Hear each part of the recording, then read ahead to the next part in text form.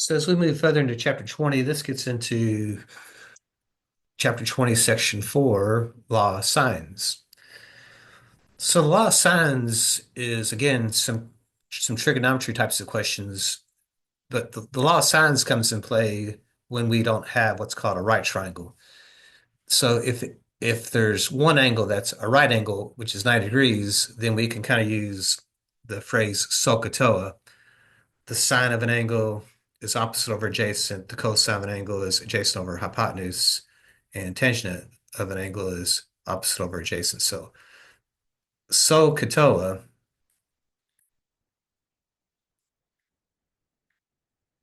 can only be used if we have a right angle.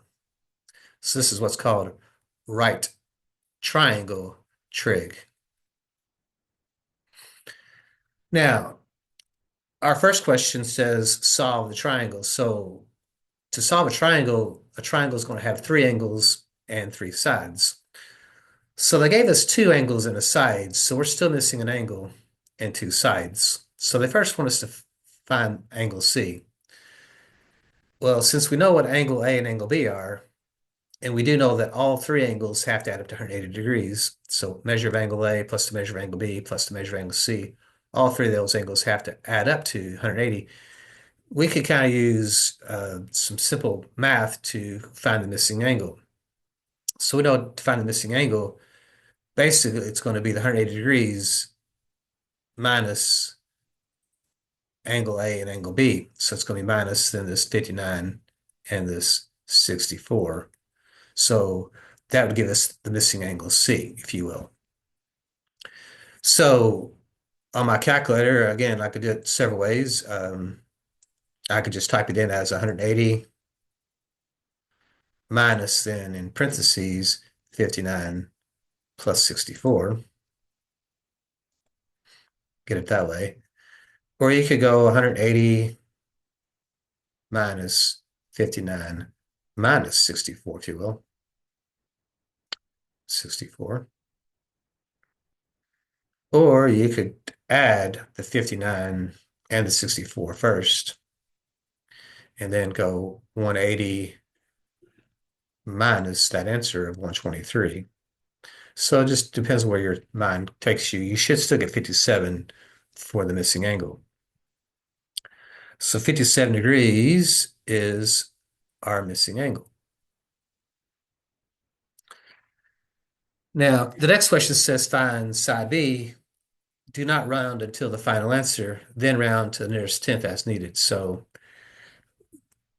notice that angle A was 59 degrees, angle B is 64, angle C was 57. So notice that none of the angles are a right angle. So we cannot use right triangle trig here. So what happens is we have what's called the law of sines. The law of sines comes into play when we don't have a right triangle. So it's kind of like proportion math. The sine of the angle A over side A is equal to the sine of angle B over side B, and that's going to equal the sine of angle C over side C. So remember, when we draw a triangle, again, I'm going to just sketch out something here. This is not going to be perfect. But if this is angle A, side A is opposite of it. Angle B, side B is opposite of it. Angle C, side C is opposite of that. So when we find angle B, notice how we do know angle A and side A. We do know angle B, but we don't know side B.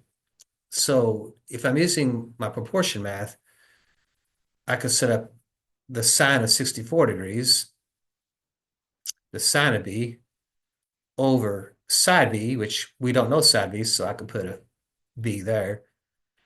But since we do know angle A and side A, we can use this as the other side of the proportion.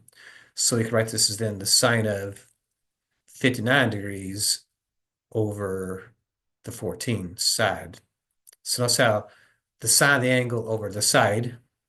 So if I know this angle and this side, we're good. And we know this angle, but we don't know this side. But notice how we know three of the four pieces of information, so it's a solvable proportion.